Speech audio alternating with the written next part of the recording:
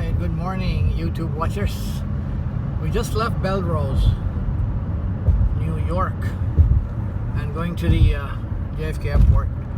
When I say New York, you know, in America also they have different accents. So I lived in the Midwest where they say New York, but if you ask a New Yorker to say New York, he'll say New York.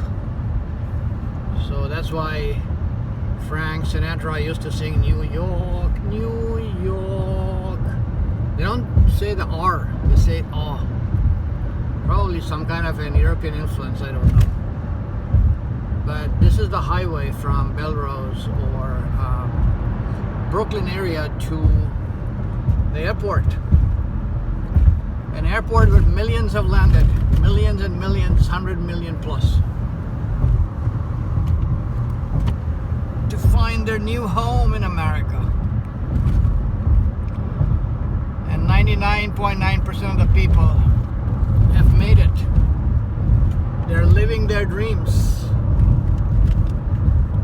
All these homes you see are very old actually. They are built from early 1900s or even earlier,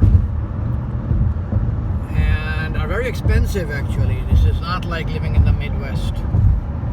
Living in Indiana and South Carolina and southern states where properties are pretty cheap. I'm going to show you in the lines these homes.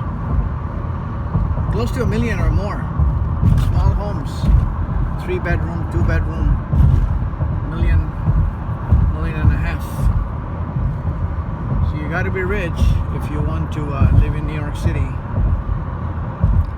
If you move further up, either north or east, here it is, it says Kennedy Airport. Kennedy Airport in Brooklyn.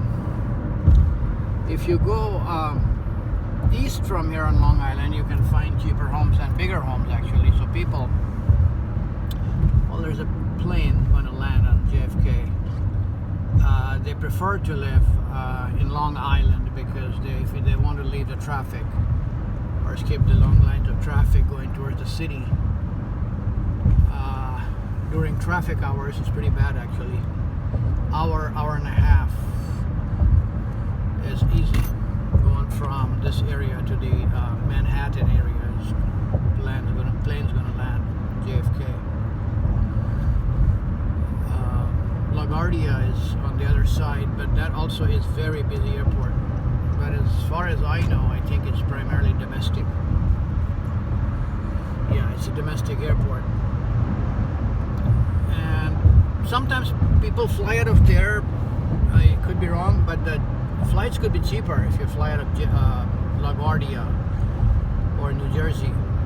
JFK is probably, the taxes are high there for the planes also to land.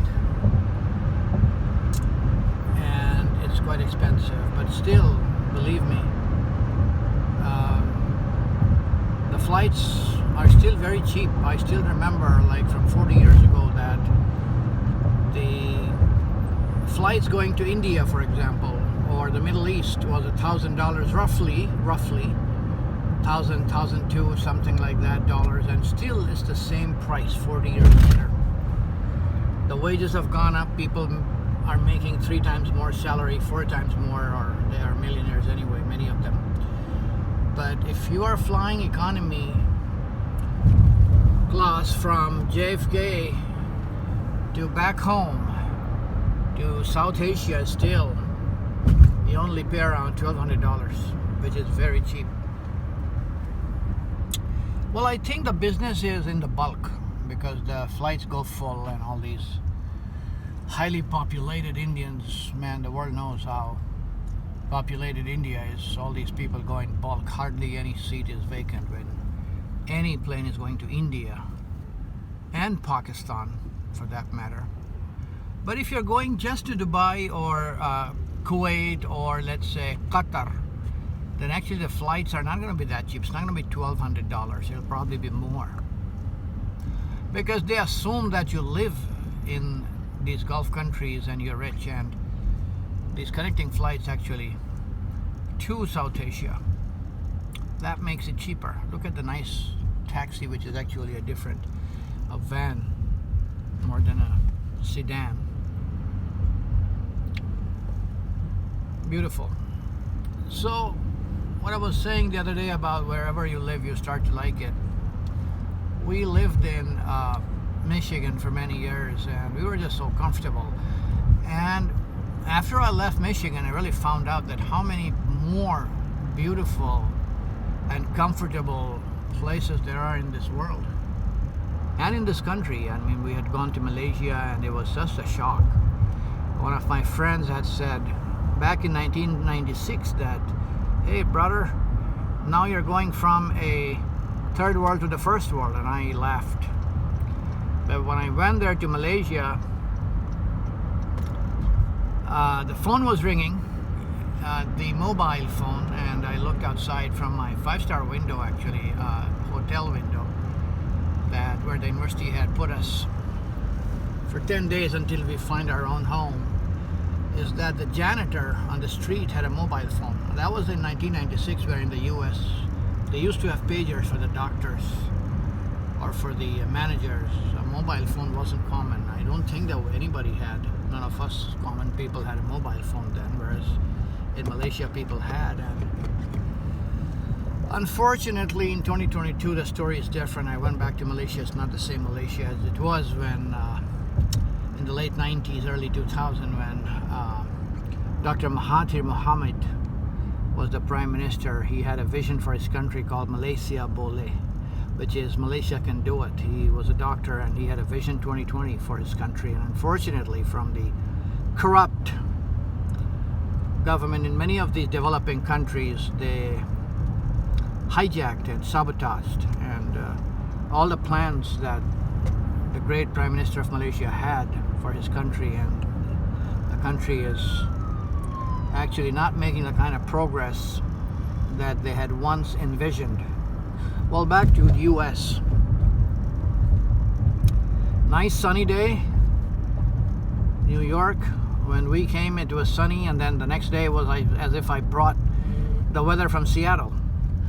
It was cloudy and drizzly and kind of cold.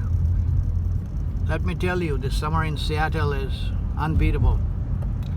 If you live in Seattle, you'll also fall in love with Seattle. It's just so pretty. So pretty over there as well. And wherever I have been, I traveled far and wide in 51 countries, all continents. Believe me, Seattle has been one of the best place to visit. By the way, Cape Town, man, if you haven't been to South Africa, and if you can both afford it and like to travel, go to Cape Town. So beautiful, you will not believe it. They never promote South Africa or African countries in the Western media. Go travel far and wide. Far East, it's a different culture, different people, different food. The good thing is, if you work in America or in the Middle East, your dollar rate will stretch longer, actually, to the point where for $1 you can spend your whole day, 3 meals, or a couple of dollars. Malaysia, perhaps even Turkey, is more expensive in the cities, for example Istanbul. But I highly recommend that if you go to Turkey, we're pretty close to JFK airport now. If you go to Turkey, go outside of Istanbul. The real Turkey is outside of Istanbul. I mean, the people are very humble, nice. They may not know English, but they go out of their way to help you and communicate with you in a sign language. Definitely offer a meal, whatever they have, and offer you a chat or a cup of chai, black tea, and talk politics. There it is. There it is, the good old JFK. Huge airport. Thousands and thousands of plane landing and taking off from here every day. By the way, the most busy airport for domestic is Atlanta, Jackson Hartsfield Airport, but Kennedy is too big. JFK is huge, and the network of the subways and trains is amazing. And as I was saying in the other video a couple of days ago, they're so safe that you will not believe it. It's a safe place to be. Unlike 20 years ago, perhaps, where we had an image of many cities actually, Miami, Chicago, Los Angeles, and New York. The police have done a great job, believe me, whatever they say. The law enforcement agencies, we got to salute them for putting their life on the line every day for a common American man. So the administration in America, hardly anyone can beat that. The governors, the law enforcement agencies, and everyone else. Here we are at Delta. That's our flight. So I'm going to thank Bilal for this nice tour he gave me of his beautiful city. And I'm going to take off here, and probably, if I get a chance, to take, this is Terminal 4, a short clip inside. Thank you.